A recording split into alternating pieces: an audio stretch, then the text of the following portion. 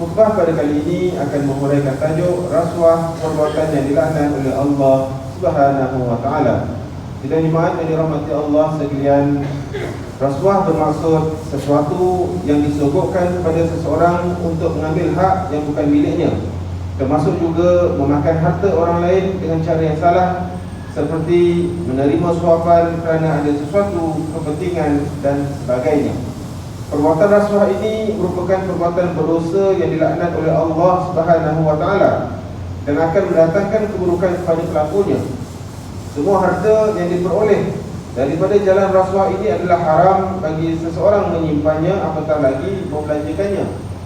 Hal ini selaras dengan firman Allah Subhanahu wa taala dalam surah Al-Baqarah ayat 188 yang dibacakan pada awal khutbah tadi, yang bermaksud, dan janganlah kamu makan atau mengambil harta orang lain di antara kamu dengan jalan yang salah, dan janganlah kamu menghulurkan harta kamu, yakni memberi rasuah kepada hakim-hakim kerana hendak memakan atau mengambil sebahagian daripada harta manusia dengan berbuat dosa, padahal kamu mengetahui salahnya. Ma'asyiral muslimin rahimakumullah, pada hari ini kita dapati isu rasuah masih lagi membelenggu urusan kehidupan rakyat dalam negara kita.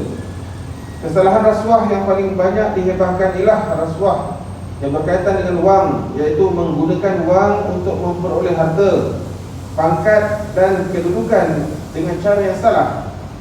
Rasuah ini boleh berlaku pada semua peringkat, sama ada mereka yang mempunyai kedudukan atau mereka yang berjabatan tinggi sehingga serendah-rendah jawatan.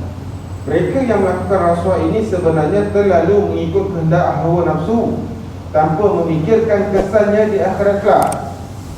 Mereka beranggapan bahawa wang adalah segala-galanya hinggakan mereka sanggup melakukan perkara-perkara yang menyalahi dan bertentangan dengan ajaran Islam.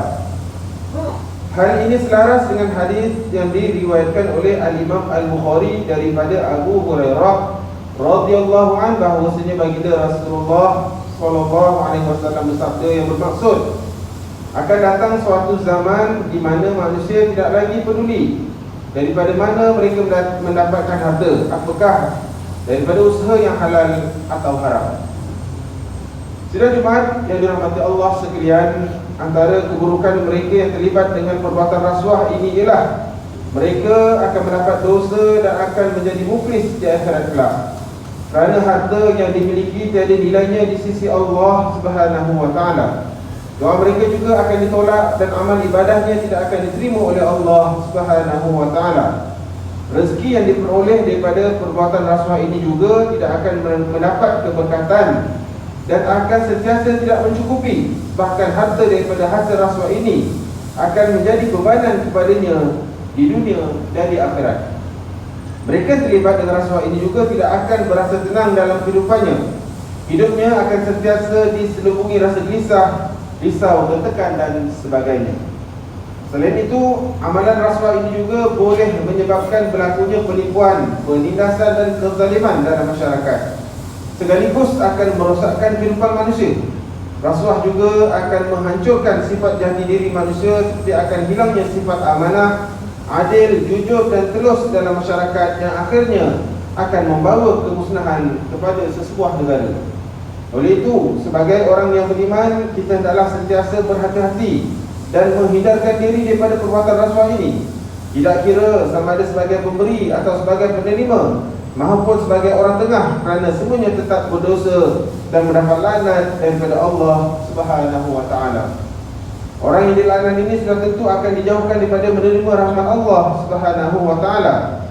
Dalam sebuah hadis yang diriwayatkan oleh Al-Imam Ibnu Majah daripada Abdullah bin Amr radhiyallahu anhu, bahawasanya baginda Rasulullah sallallahu alaihi wasallam bersabda yang bermaksud, Allah melaknat pemberi rasuah dan penerima rasuah.